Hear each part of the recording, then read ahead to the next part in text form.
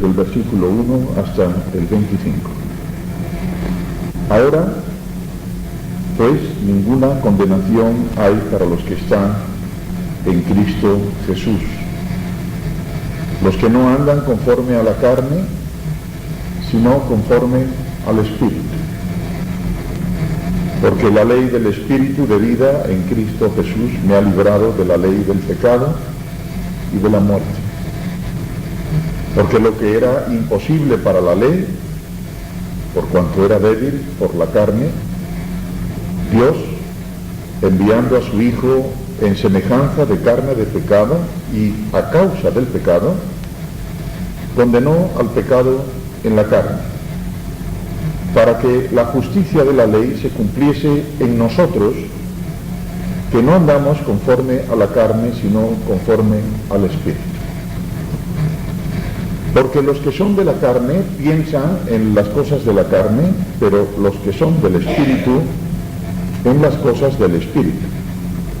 Porque el ocuparse de la carne es muerte, pero el ocuparse del Espíritu es vida y paz. Por cuanto los designios de la carne son enemistad contra Dios, porque no se sujetan a la ley de Dios, ni tampoco pueden. Y los que viven según la carne no pueden agradar a Dios. Mas vosotros no vivís según la carne, sino según el Espíritu, si es que el Espíritu de Dios mora en vosotros. Y si alguno no tiene el Espíritu de Cristo, no es de él. Pero si Cristo está en vosotros, el cuerpo en verdad está muerto a causa del pecado, mas el Espíritu vive a causa de la justicia. Y si el Espíritu de aquel que levantó de los muertos a Jesús mora en vosotros, el que levantó de los muertos a Cristo Jesús vivificará también vuestros cuerpos mortales por su Espíritu que mora en vosotros. Así que, hermanos, deudores somos no a la carne, para que vivamos conforme a la carne, porque si vivís conforme a la carne moriréis. Mas si por el Espíritu hacéis morir las obras de la carne, viviréis. Porque todos los que son guiados por el Espíritu de Dios, estos son hijos de Dios. Pues no habéis recibido el espíritu de esclavitud para estar otra vez en temor, sino que habéis recibido el espíritu de adopción por el cual clamamos, Abba, Padre. El Espíritu mismo da testimonio a nuestro espíritu de que somos hijos de Dios. Y si hijos, también herederos, herederos de Dios y coherederos con Cristo, si es que padecemos juntamente con Él, para que juntamente con Él seamos glorificados. Pues tengo por cierto que las aflicciones del tiempo presente no son comparables con la gloria venidera que en nosotros ha de manifestarse. Porque el anhelo ardiente de la creación es el aguardar la manifestación de los hijos de Dios. Porque la creación fue sujetada a vanidad no por su propia voluntad, sino por causa del que la sujetó en esperanza. Porque también la creación misma será libertada de la esclavitud de corrupción a la libertad gloriosa de los hijos de Dios. Porque sabemos que toda la creación gime a una, y a una está con dolores de parto hasta ahora. Y no solo ella, sino también nosotros mismos, que tenemos las primicias del Espíritu. Nosotros también gemimos dentro de nosotros mismos, esperando la adopción, la redención de nuestro cuerpo. Porque en esperanza, estos son los 2 versículos de esta tarde, porque en esperanza fuimos salvos. Pero la esperanza que se ve no es esperanza, porque lo que alguno ve, hay que esperarlo. Pero si esperamos lo que no vemos, con paciencia lo aguardamos. Hasta aquí la palabra de Dios.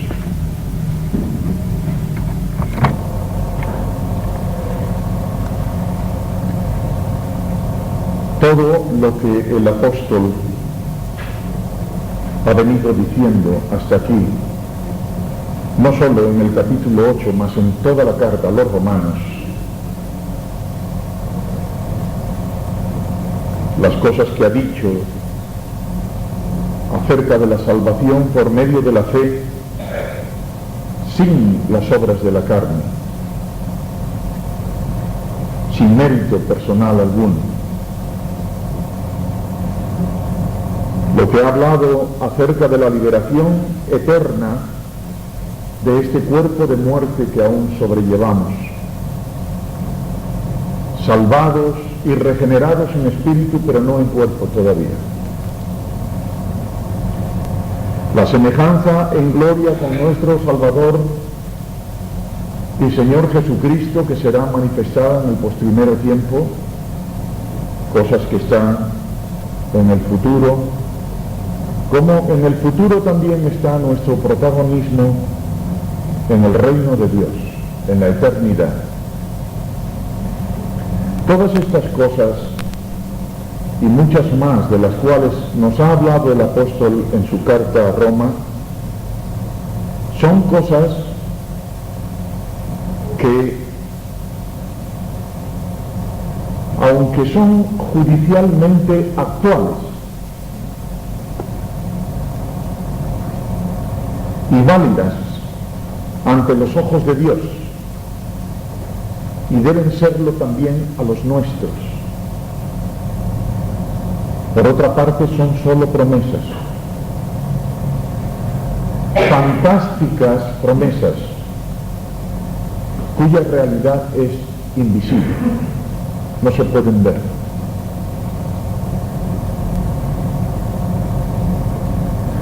En muchas edades el cristianismo ha tratado de hacer visibles las cosas que son invisibles, y ha fracasado, porque este no es el propósito de Dios. No quiere el Señor que andemos por vista, quiere que andemos por fe. Por lo tanto, los fundamentos de nuestra fe no son visibles. No son visibles las realidades que ya Dios ha obrado con nosotros. Ni es visible el futuro.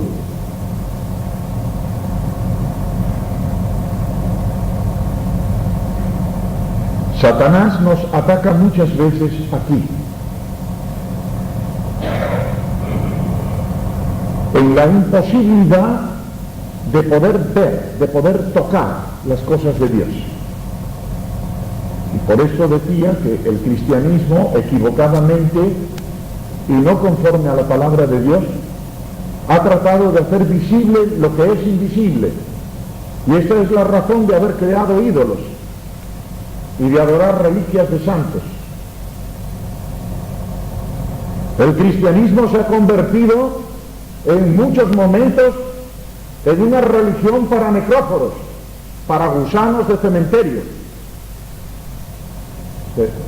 cristianos que adoran carroña, que tratan de hacer tangible lo que Dios no ha querido en su soberana voluntad hacer visible. Ni Él mismo es visible. De ahí que esté escrito en la carta a los hebreos que Moisés se sostuvo como viendo al invisible, como viendo pero sin verlo, viéndolo con otros ojos, viendo otra visión distinta a lo que los ojos humanos pueden contemplar. Decía que es precisamente aquí, en este aspecto, donde Satanás nos ataca muchas veces, tratando de convencernos a nosotros, los cristianos, los que hemos nacido de nuevo en Cristo Jesús, que estas promesas de Dios son una quimera, son una fábula,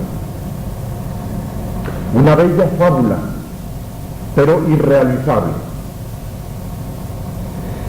El diablo trata de decirnos que nada de todo esto, en lo cual descansa nuestra esperanza, es real.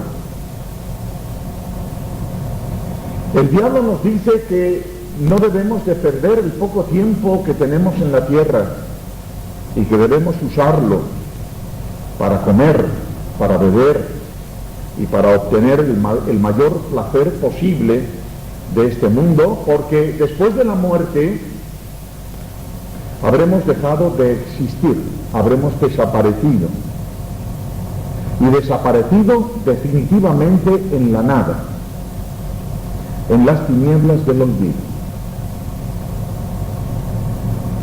Y creo que hay muy pocos cristianos en cuyo corazón no haya aparecido esta duda alguna vez en su vida. El cristiano no es alguien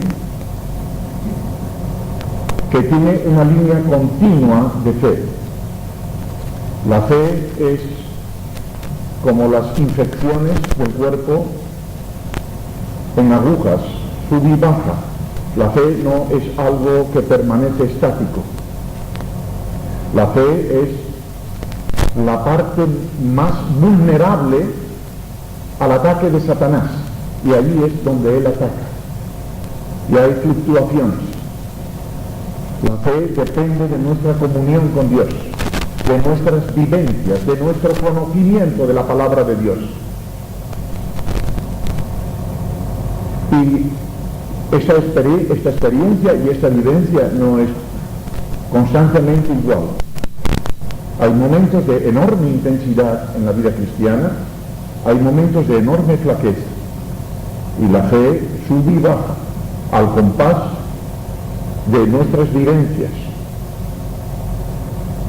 Y Satanás está alerta para atacar en el momento más propicio, más débil. Estos dos versículos que estamos comentando hoy son dos versículos que, como decía, tienen relación profunda con todas las promesas de Dios que el apóstol ha descrito anteriormente. En esperanza fuimos salvos. Pero la esperanza que se ve no es esperanza. Es una verdad de perogrullo. Nadie espera lo que tiene. Nadie espera a una persona y cuando la tiene delante continúa esperándola. Ya la tiene, no tiene que esperarla. Pero nosotros no tenemos lo que nos han prometido y tenemos que esperarlo. Porque lo que alguno ve, lo que está delante, hay que esperarlo. El argumento es muy claro. Pero si esperamos lo que no vemos, con paciencia lo aguardamos. Estos son los textos vitales en relación con todo lo que el apóstol ha dicho hasta aquí. Porque todo lo que ha dicho son promesas que no las vemos, pero que las esperamos y que tenemos que esperarlas con paciencia. Especialmente en este tiempo que nos ha tocado vivir. La forma de pensar de las gentes, de nuestros contemporáneos, su filosofía de la vida es la de vivir intensamente, porque tras la vida, creen ellos, solamente hay el vacío y el olvido. Pedro escribió estas palabras: en los postrimeros días vendrán burladores, gente que se burlará. ¿De quién? De nosotros, los cristianos. Y estas gentes andarán según sus propias concupiscencias. y diciendo, ¿y dónde está la promesa de su advenimiento? Porque desde el día en que los padres durmieron, todas las cosas permanecen igual como desde el principio de la creación, no han cambiado. Y esto lo escribía Pedro en el año 100. ¿Qué dirían aquellos burladores después de 20 siglos? Dirían, no os lo decíamos, pues aún no ha venido. Y hay más motivo de burla, porque vosotros sois gente quimérica. Vosotros pensáis que todas estas fantásticas promesas se van a cumplir y estáis esperando en vano, porque no se va a cumplir nada. Lo cierto es que vais muriendo uno detrás del otro y el sepulcro insaciablemente se va tragando a todos, generación tras generación. ¿Y dónde están las promesas? Aún los mismos creyentes decaen de su firmeza porque en verdad no logran ver cambio alguno. Hay mucha gente que dice que desde el momento en que se cree, en el creyente se origina un cambio de vida radical. Y yo diría que no es tan radical. La verdad es que los caracteres fundamentales del individuo permanecen, mitigados por el temor de Dios y por unos hábitos y por unas costumbres santas. Pero intrínsecamente el individuo es el mismo a la vista, aunque judicialmente hay un cambio enorme. De ser enemigo de Dios ha sido convertido en hijo de Dios.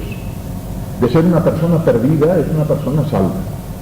De ser una persona que solamente vivía en la carne, ahora ha sido regenerado en el espíritu. Pero todos estos cambios son especialmente de tipo judicial. No olvidemos, repito una y otra vez los mismos conceptos, porque esta es la tarea de un maestro, la de repetir. La repetición hace que las verdades entren y se fijen en la memoria. El libro de Dios presenta a Dios como un juez, a Jesucristo como un abogado defensor, a Satanás como un fiscal acusador. Los fundamentos de todo el juicio están en una ley escrita. Los castigos, la posibilidad de redención para el reo. Y la Biblia declara que todos aquellos que creen en el Señor Jesucristo como su mediador, salvador y abogado, están declarados judicialmente por Dios, por el juez, que nada menos es el Señor de todas las cosas. No hay nadie más poderoso por encima de Él. Nos declara perdonados, justificados y justos. No solo justificados, sino justos de acuerdo con su ley. Pero en la práctica, visiblemente, los cambios que se han operado en nosotros no son muy importantes.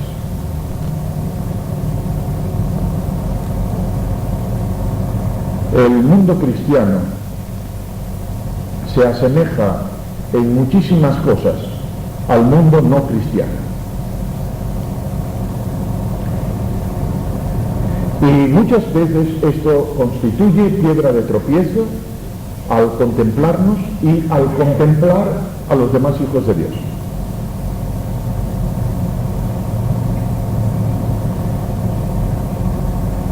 Aún, pues, los mismos creyentes no logran ver muchas veces cambio alguno. La vida es igual para todos y un mismo suceso les ocurre a todos conforme dice la Biblia. Las promesas no se cumplen, no se ven. Dice, en esperanza somos salvos. esperanza de cosas que son invisibles ahora y en las cuales solamente podemos descansar por medio de la fe y descansar en un solo fundamento, Jesucristo. No hay otro fundamento para la fe. Sin el conocimiento del Señor Jesucristo, la fe se desvanece,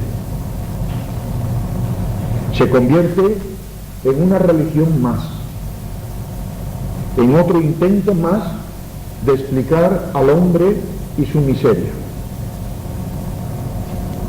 Solo la palabra de Dios, la Biblia, habla del Señor Jesucristo y de su misión.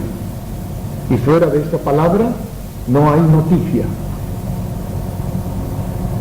Son tan leves las noticias que casi se puede decir que no existe historia de Jesús fuera de la Biblia. Cuando leí los libros de Flavio Josefo, más que buscar la historia de las guerras judías y de las costumbres, estaba tratando de hallar el testimonio de un hombre que estuvo muy cercano en el tiempo al Señor Jesucristo y que vivió las consecuencias de la muerte del Señor Jesucristo. Y no hay rastro, es levísimo, tan leve que se puede decir que no hay rastro de Jesús en los libros de Josefo. Y creo que todo estudioso de la Biblia ha tratado de buscar escritos contemporáneos al Nuevo Testamento para ver si la historia del mundo confirmaba la historia de la Biblia. Y no existe confirmación. Y esto, que puede constituir una piedra de tropiezo para muchos, en mi opinión, es motivo de profundo gozo. Dios no quiere que fuera de su palabra exista ningún elemento para fundamentar la fe. Y hay una razón muy poderosa para que así sea. El fundamento de la fe es el Cristo de la Biblia. Y no hay otro Cristo más que el Cristo de la Biblia. El fundamento de la fe jamás lo ha sido la Iglesia. El título de la Santa Madre Iglesia es un título gratuito que no le corresponde. Porque aquí en la religión cristiana no hay madres, hay un solo padre y un hijo, pero de madres no se habla para nada. Ni Dios tiene madre, ni la Iglesia es madre de nadie. Y muchísimo menos María es la madre de la Iglesia o la corredentora juntamente con Cristo para la redención de la Iglesia. La Biblia no dice nada de todo esto, dice precisamente todo lo contrario. El fundamento de la fe es Jesucristo. Por tanto, el fundamento de la fe hay que hallarlo en la palabra de Dios, en la Biblia. De lo que se deduce que quien no conoce las Escrituras no conoce a Dios, ni conoce a Jesucristo. Conoce un Dios inventado por los hombres y un Cristo falso inventado por los hombres. Y de esto tenemos advertencias muy serias en las Escrituras. Si viniese otro predicando otro Cristo del que os ha sido predicado, bien creyerais. A ese Cristo sí creeréis. Al Cristo de los testigos de Jehová creeréis. Al Cristo de los adventistas del séptimo día, a ese sí que vais a creer. Al Cristo del espiritismo, a ese vais a creer. Pero al Cristo de la palabra de Dios, a ese no se le puede llamar Señor, ni creer en Él, a menos de que el Espíritu Santo intervenga y nos provea de la fe, que dice: tú eres el Cristo, el Hijo del Dios vivo. No solamente Pedro recibió la visión de quién era el Cristo, cada creyente, como Pedro, ha recibido la visión de la identidad divina del Señor Jesucristo. Nadie puede llamar a Jesús Señor si no es por Espíritu Santo. Y quien no conoce las Escrituras, no solamente no conoce a Dios ni conoce a Jesucristo, es que tampoco conoce lo que es la Iglesia. Y cualquier idea de salvación y cualquier tipo de esperanza que puedan tener estas personas que ignoran las Escrituras, descansa en el aire. No hay fundamento para esa fe. Si la fe no está edificada sobre el sólido fundamento de las doctrinas bíblicas, no hay Cristo en quien creer, porque fuera de la Biblia ni hay Cristo, ni hay iglesia, ni hay salvación, ni hay esperanza. Esto puede parecer muy duro, pero estamos hablando de la vida y la muerte, la vida y la muerte de los hombres y de las mujeres, y con esto no se juega. No estamos jugando a casitas, no estamos jugando a iglesitas. Vamos en busca de la verdad, en busca de la vida, en busca del camino. Y a menos que nos encontremos con el Cristo verdadero, que dijo de sí mismo: yo soy el camino, la verdad y la vida, y fuera de mí no es posible al hombre encontrar a Dios. Fuera de este Cristo bíblico no habrá nada más que confusión y falsas esperanzas, autosugestiones, subordinaciones a hábitos adquiridos. La religión para muchos es un hábito adquirido desde niños, una costumbre, como una droga.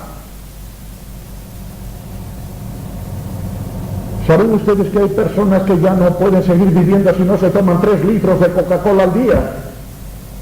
Claro, no necesitan tomar Coca-Cola. Con que tomen cafeína les sobra. Lo que necesitan es el estimulante de la cafeína. Son drogadictos de la cafeína y necesitan ese estimulante.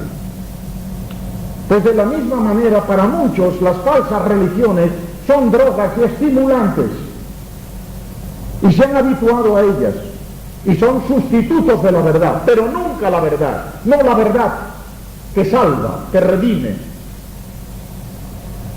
Tienen apariencia de piedad, dice la Escritura, pero no conforme a ciencia, no conforme a la ciencia del conocimiento de las cosas de Dios.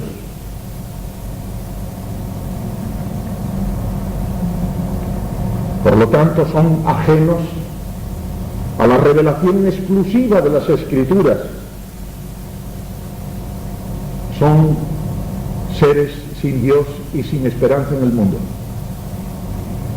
El argumento de estos 2 versículos es esencial para tener una verdadera comprensión de la naturaleza de la vida del cristiano en este mundo.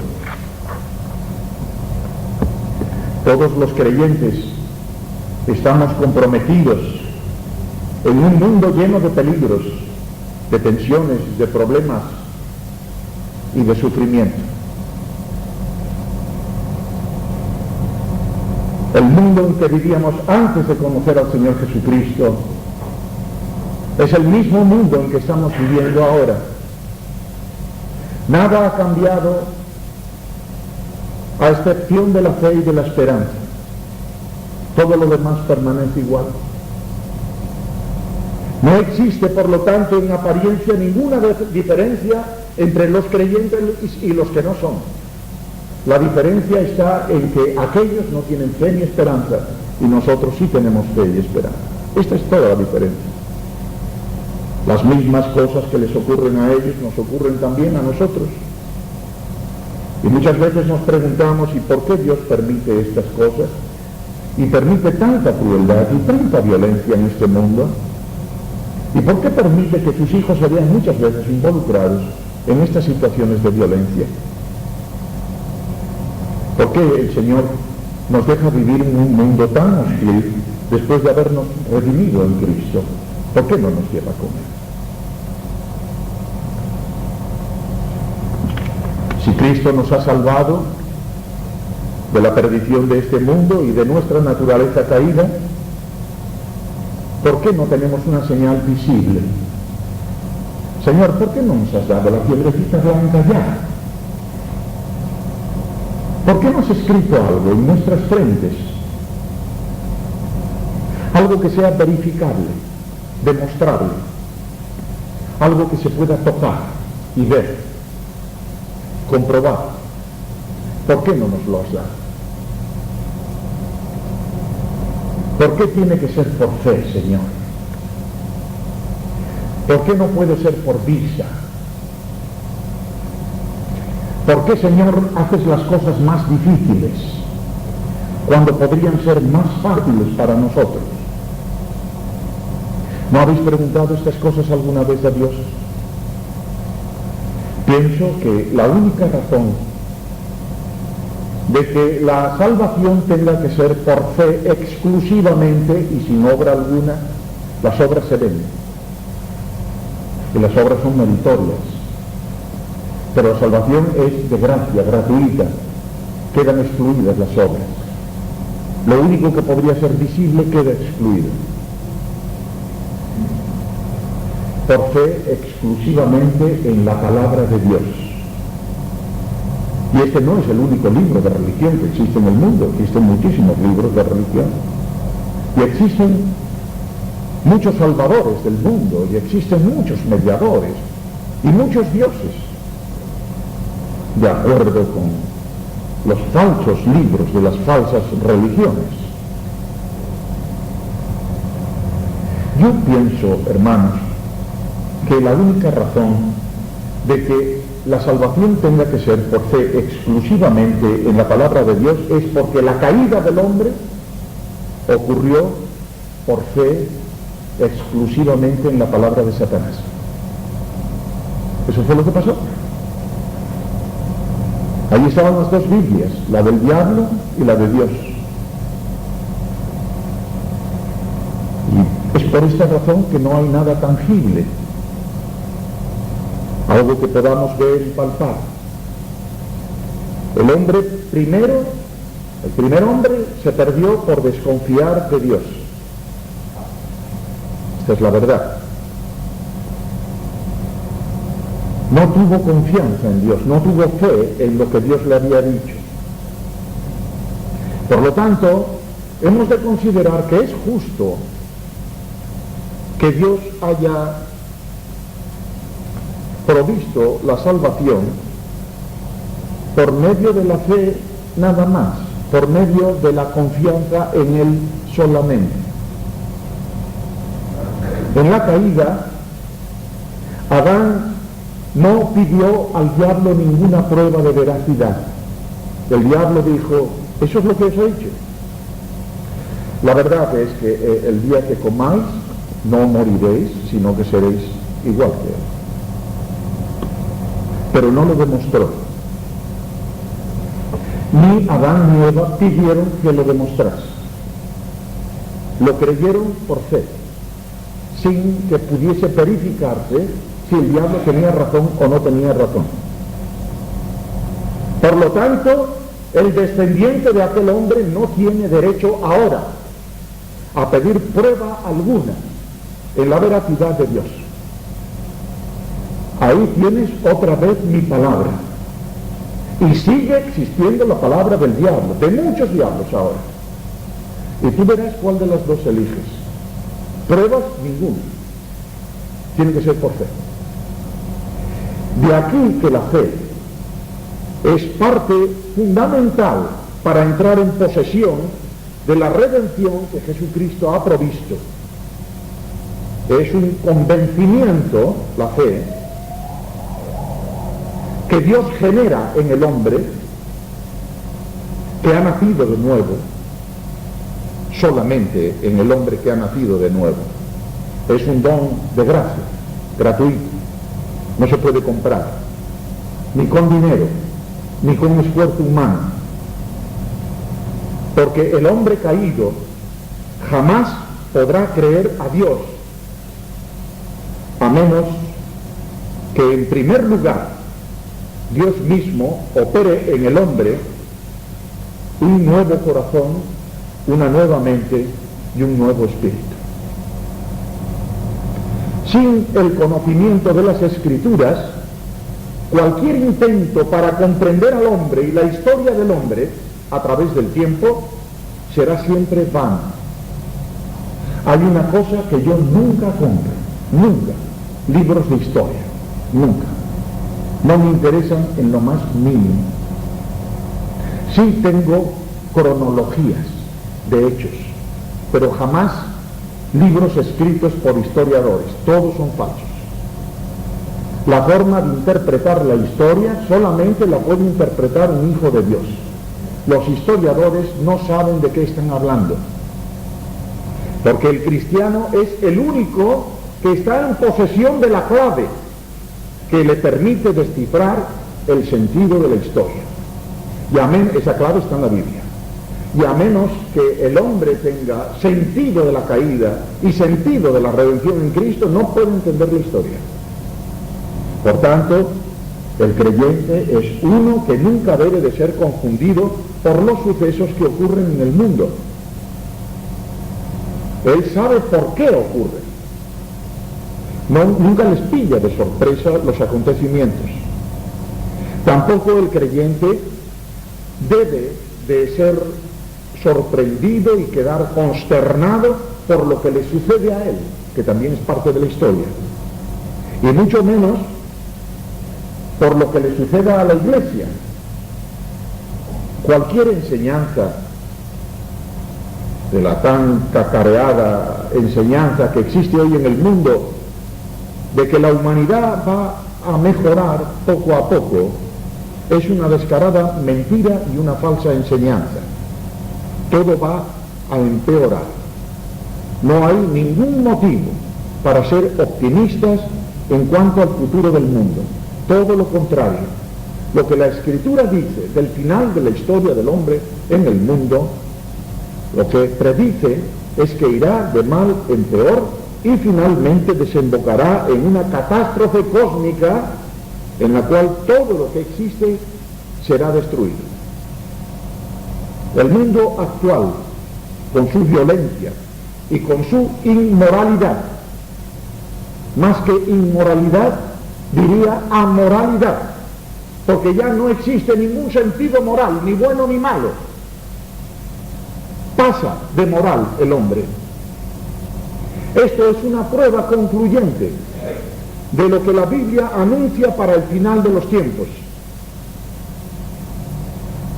Nuestro texto dice, en esperanza somos salvos. No nos salva el tener esperanza. Hay gente que se confunde aquí. Nos salva Cristo con su sacrificio en la cruz. No hay otro medio de salvación. Pero lo que quiere decir es que la salvación que Dios nos promete en Cristo no es visible, nos la da en esperanza. Yo no estaba el día de la resurrección, yo no estaba el día de la ascensión. Sí, ya sé que Juan dice que estaba, pero tengo que creer por fe que Juan estaba y que estaba Pedro. Y tengo que creer que en Damasco, en camino de Damasco, Pablo vio al Señor. Y todo, no tengo pruebas, no tengo nada en la mano. Todo tengo que creerlo por fe, está escrito, tengo que creerlo. O rechazarlo. No hay posición neutral. El que no es conmigo es contra mí, dice el Señor. No hay posición neutral posible. En esperanza somos salvos. No nos salva el tener esperanza, nos salva el Señor. Pero todo lo que tenemos en nuestras manos los creyentes en este momento es la esperanza de lo que la Biblia promete. Nada más, no tenemos nada más.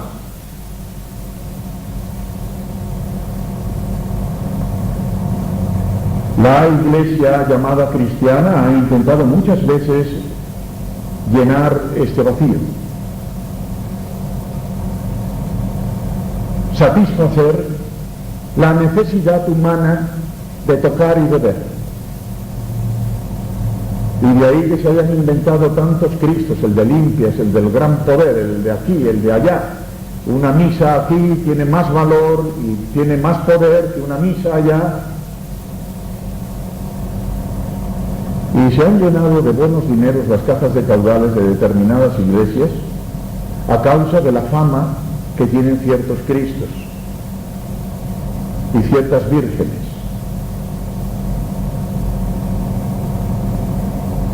Es una ofensa a Dios.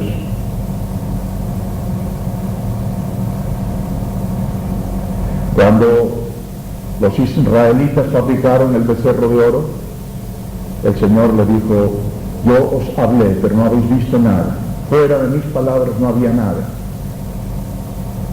Sigue sin haber nada. Solo su palabra. Pero ya entonces se quiso fabricar algo tangible, algo visible, algo que se pudiese tocar. Cuando la serpiente fue levantada en el desierto, la serpiente de metal, alguien la guardó y pasaron los tiempos y se olvidó el suceso, pero alguien tenía la serpiente guardadita. Y cuando llegó el momento, apareció otra vez la serpiente de metal y la adoraban. Y esto nunca fue la voluntad del Señor. No te inclinarás a nada que se pueda fabricar con las manos. A Dios no se puede hacer con las manos.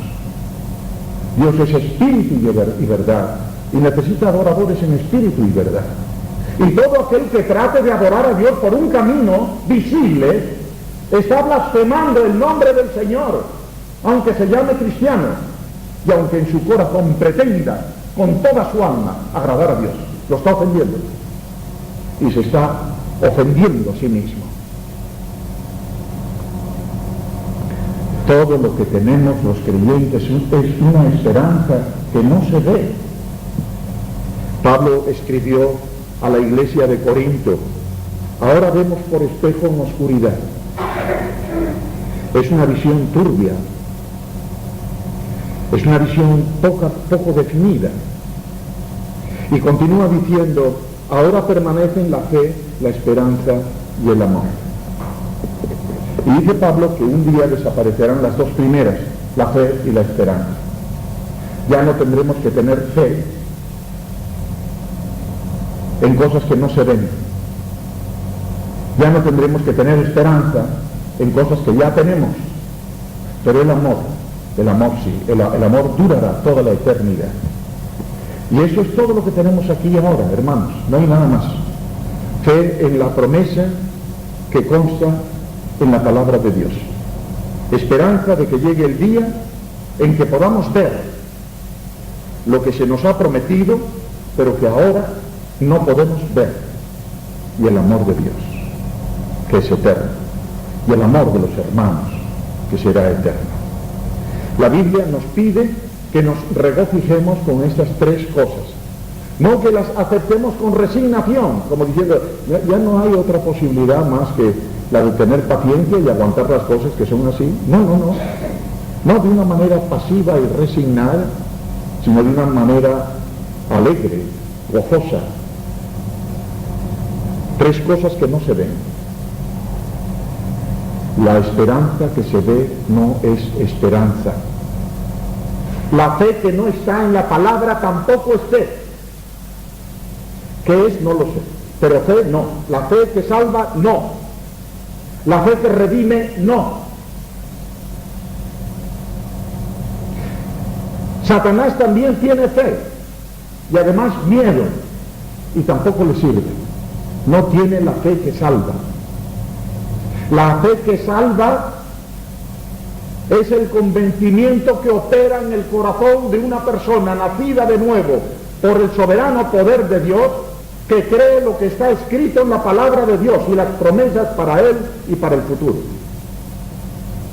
Y fuera de esto no existe ningún otro tipo de creyente cristiano en la tierra. Ni existe otro fundamento.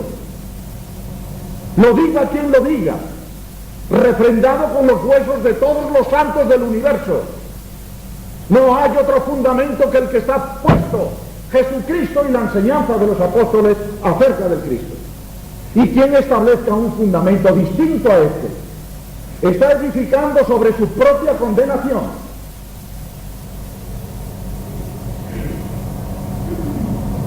Somos salvados en expectación de que estas cosas prometidas por Dios sucedan en nuestra vida. Y mientras tanto, el mundo que nos rodea es el mismo mundo que rodea a los incrédulos. De forma que todo parece una esperanza fantástica e irrealizable la que tenemos. Pero sabemos que aunque nuestra mente y nuestra lógica carnal muchas veces se niega a aceptar la veracidad de tal esperanza, tenemos de Dios una señal segura en el corazón, pero es invisible. El Espíritu Santo da testimonio a nuestro corazón, pero no se puede fotografiar, no se puede tocar, no se puede ver. Se puede sentir.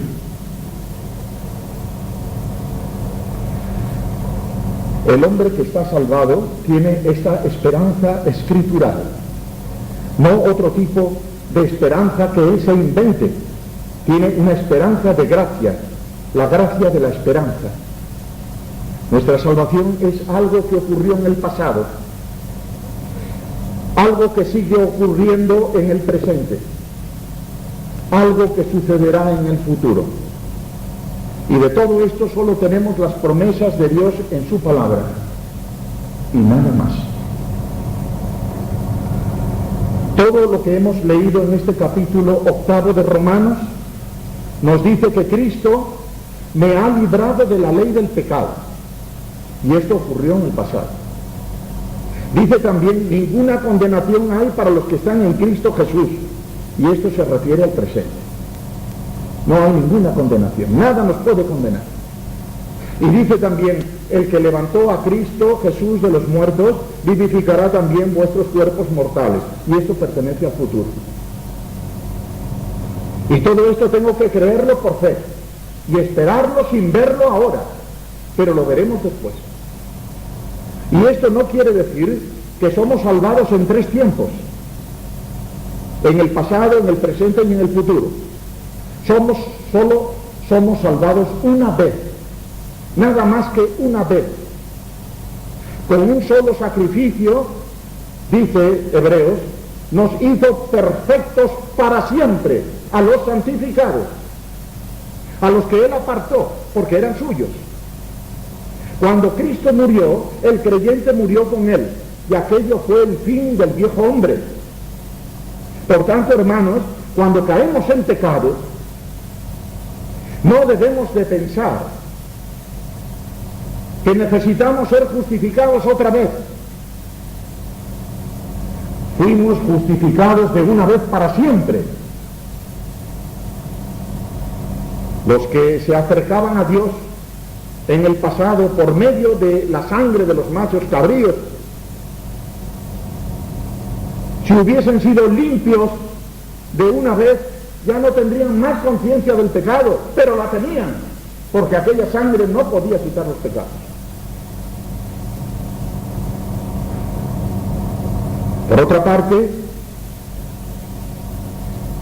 si fuesen limpios de una vez, aquella gente no necesitarían repetir el sacrificio constantemente como lo hacían, ya que el templo quedó convertido en una carnicería. Allí se nadaba en sangre. Pero venido Cristo, el Cordero de Dios, dice la misma carta a los hebreos que entró una sola vez en el santuario, habiendo obtenido eterna redención. De otra manera fuera necesario que hubiera padecido muchas veces desde el principio del mundo. Pero Cristo solo padeció una vez. Cristo fue ofrecido, dice Hebreos, una vez para agotar los pecados de muchos, no de todos, de muchos. agotarlos. Tus pecados agotados, ni uno solo queda sin lavar con la sangre de Cristo. Sigue diciendo Hebreos, somos santificados por la ofrenda del cuerpo de Cristo hecha una sola vez. Repetir el sacrificio de Cristo, pretender que es un sacrificio real, es rebajar a Jesucristo al nivel del valor de los animales que eran sacrificados en el Antiguo Testamento. Es una blasfemia contra el Hijo de Dios. Es la negación de la enseñanza de Hebreos, una sola vez. Cuando me dicen la epístola a los Hebreos, en mi corazón surge una palabra, una sola vez. Porque lo que Hebreos enseña es que es una sola vez, para siempre. Donde hay remisión del pecado no hay más ofrenda por el pecado, dice Hebreos, por lo cual puede también salvar eternamente a los que por él se acerquen a Dios, viviendo siempre para interceder por ellos. No se perderán. La Biblia no nos alienta a pecar, pero dice que si pecamos, abogado tenemos. Que nadie piense que está todo perdido, que hay que volver a empezar, que hay un pecado mortal que ha destruido la salvación en Cristo. Eso no lo enseña la Escritura, eso lo enseña Roma, pero la Escritura no. La Escritura dice que con un solo sacrificio nos hizo perfectos para siempre. No hay que pensar, por lo tanto, cuando caemos en pecado, que volvemos a estar bajo la ira de Dios. Si hemos pecado, lo que hemos hecho es herir a nuestro Padre con nuestro pecado, ofender a nuestro Padre. Pero Él no ha dejado de ser nuestro Padre, ni nosotros sus hijos. El pasado de pecado está definitivamente cancelado. Nuestra deuda ha sido pagada. El proceso de la salvación es, en cierto sentido, como lo expresa la Biblia, un proceso continuo hasta que lleguemos a la medida de Cristo. Fuimos salvados, estamos siendo salvados y seremos salvados. Es un proceso en marcha, un proceso permanente que culminará cuando seamos levantados a la imagen y semejanza del Señor. Entonces habrá terminado este proceso de salvación y seremos perfectamente santos. La Escritura dice, el que tiene esta esperanza en Él se purifica como Él es puro. Es un proceso de purificación. La salvación es un proceso continuo que termina con la glorificación. Y hay dos peligros, hermanos. Y estos dos peligros han surgido siempre y siguen surgiendo en la historia de la Iglesia cristiana.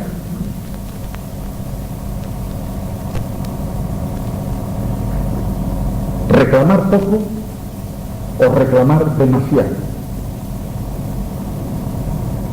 Cualquiera de los dos errores nos meterá en problemas, en dudas, en inseguridad y en falta de paz en el corazón.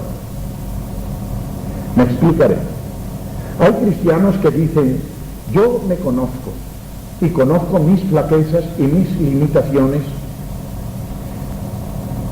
y conozco también la provocación y la tentación que me rodean en el mundo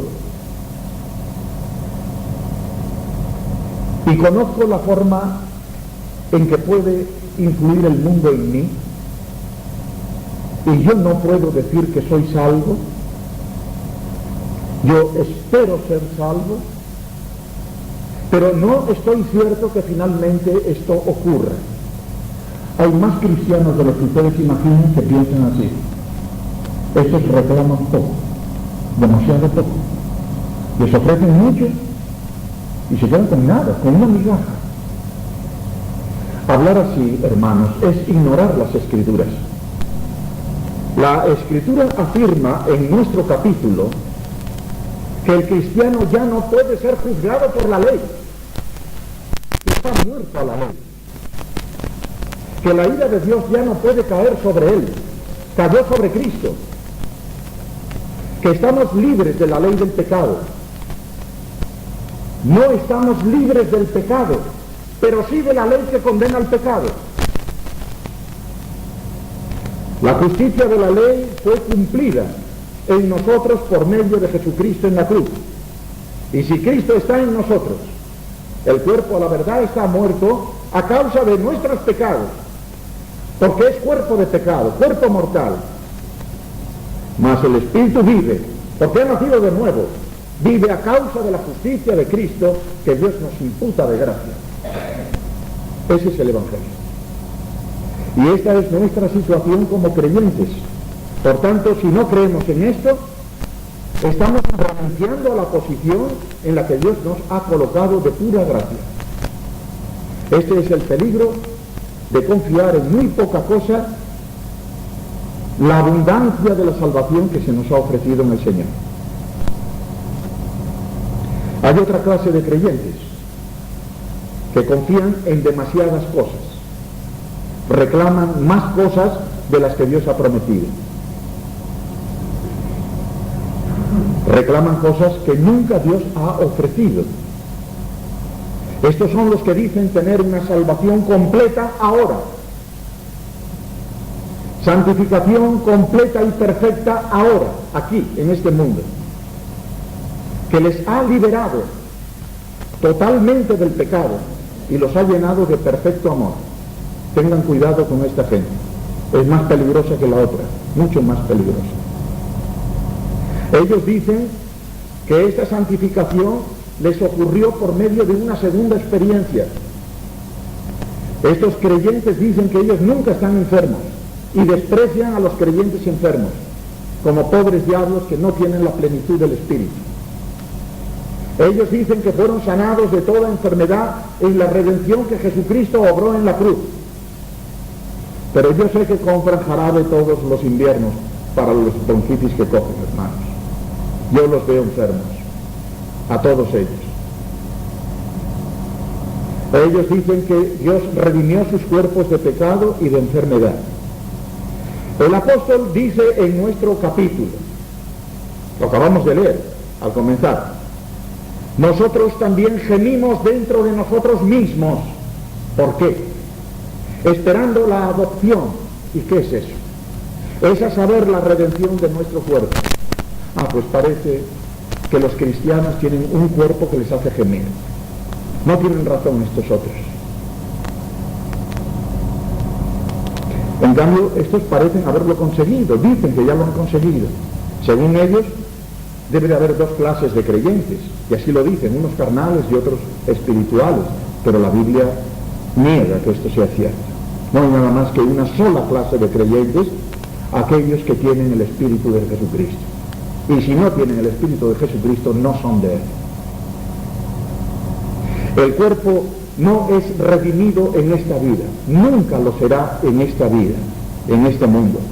Y pretender esto es reclamar demasiado, reclamar algo que Dios no ha prometido.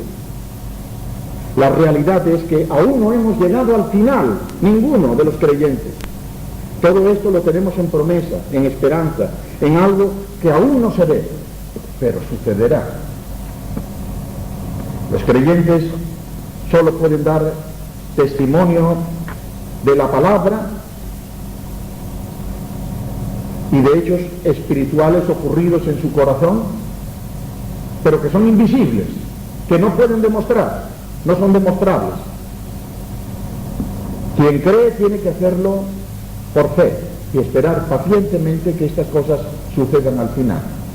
Es pues la fe, la sustancia de las cosas que se esperan, la demostración de las cosas que no se ven. La fe y la esperanza van siempre juntas, nunca van separadas, pero ninguna de las dos es visible. Ninguna esperanza es firme sin la fe. Ninguna fe es válida fuera de las promesas hechas por Dios en la Escritura. Un cristiano sin Biblia, un cristiano que ignora la palabra de Dios, es la cosa más absurda y más increíble en la cual podemos pensar. Y de hecho, durante siglos ha existido un cristianismo sin palabra de Dios.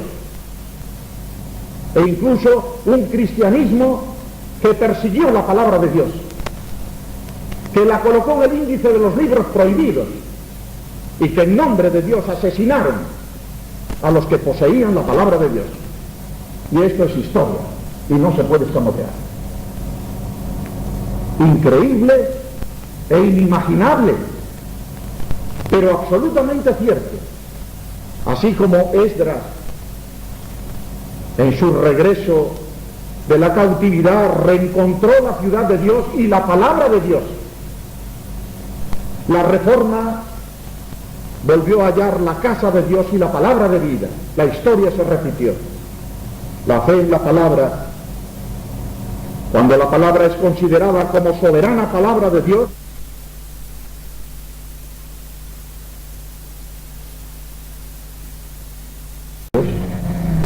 está escrito lo que al presente es leve y momentáneo. De nuestra tribulación nos sobra un sobremanera alto y eterno peso de gloria, no mirando nosotros a las cosas que se ven,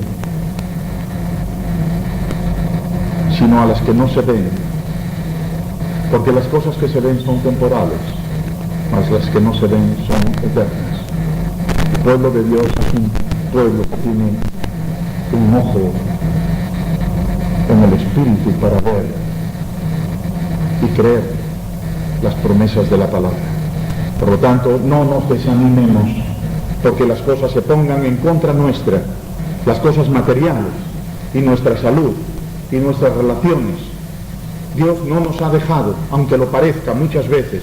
No penséis que por ser hijos de Dios estáis libres de sufrimientos, de problemas, de enfermedades, de desengaños, de tentaciones, de caídas, de depresiones, de persecuciones, de provocaciones, de insultos. No creáis que estás libre de esto. Si a tu maestro se lo hicieron, te lo van a hacer a ti también. Sopórtalo con gozo, porque eres tenido por digno de sufrir las mismas afrentas del Señor que te salva. Ser cristiano no es un seguro vitalicio de felicidad, por el contrario, ser cristiano es una candidatura segura a ser perseguidos por el diablo mientras vivamos en este mundo. Somos extranjeros aquí, no lo olvides nunca. Este no es nuestro mundo, aunque tengas una escritura de propiedad de tu casa. Nuestro hogar está lejos, nuestra ciudadanía está en los cielos, no aquí, y esta es nuestra posición actual como cristianos. No te afinques aquí, que esta no es tu tierra, ni es tu pueblo. Nos es necesaria la paciencia para esperar a que estas cosas pasen y lleguen las cosas eternas y definitivas. El camino a veces se hace pesado.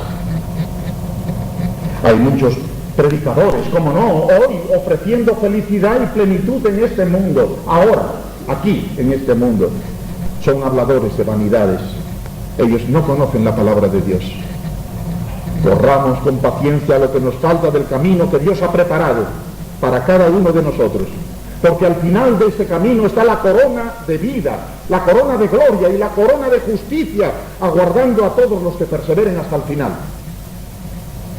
La salvación, nuestra salvación incluye una visión de futuro. En la primera carta de Pedro, él escribió: teniendo los lomos de vuestro entendimiento ceñidos con templanza, esperad perfectamente, esperanza, en la gracia que os es presentada cuando Jesucristo os es manifestado. Hay una visión de futuro para el creyente. Se sostiene como viendo al invisible, se sostiene como viendo las cosas prometidas, sin poder tocarlas, sin poder demostrarlas, pero creyéndolas.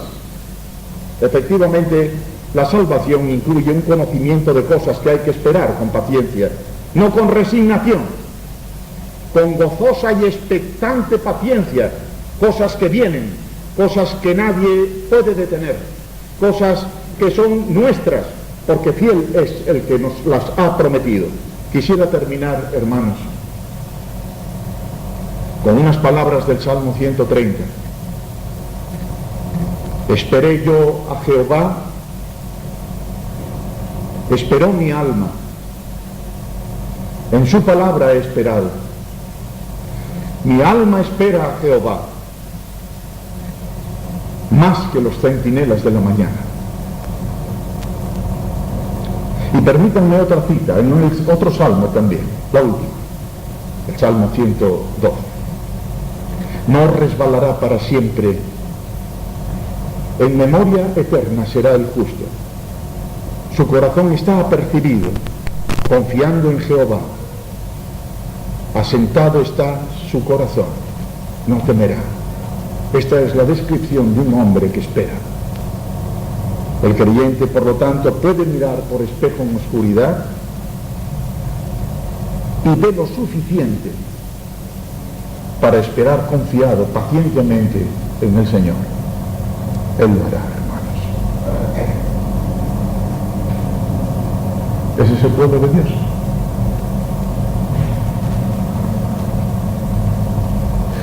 Cierto es que hay muchos tipos diferentes de cristianismo. Creo que no tienen derecho alguno a llamarse cristianos, porque no son las gentes del camino, no andan por el mismo camino, no creen las mismas cosas que Jesús enseñó, no honran como veraz a Dios, hacen a Dios mentiroso, niegan lo que el Señor enseñó, han robado los nombres, han robado los títulos, han robado las promesas. Pero de estos el Señor dirá: apartaos de mí, obreros de iniquidad, porque yo no os conozco. Vosotros decís que me conocéis a mí, pero si el Señor no les conoce a ellos, tendrán que reconocer que aquel Cristo que ellos creían era un Cristo falso, era un Cristo que les repudia, es un Cristo que se interpone en su reino y no les deja pasar. Apartaos de mí, obreros de iniquidad. Irán a otro reino, irán a otra eternidad, pero no será de salvación, sino de condenación, porque teniendo delante de sus ojos al Rey de Gloria, no le honraron como tal, sino que creyeron a las mentiras antes que a la verdad. Por eso el Señor les ha mandado operación de error, porque no creyeron a la palabra del Señor, y por eso les aguardan las tinieblas. Allí será el llanto y el crujir de dientes. Y Dios no es cruel para con nadie, porque Él quiere que todo el mundo se arrepienta y venga al conocimiento de la salvación. Pero las gentes se niegan y se rebelan, y llegan a ser tan burlonas que utilizan los nombres del Señor, el nombre de Dios, y muchos aún en ese nombre matan a los verdaderos hijos de Dios. Esta es la historia, y aún no ha terminado, hermano.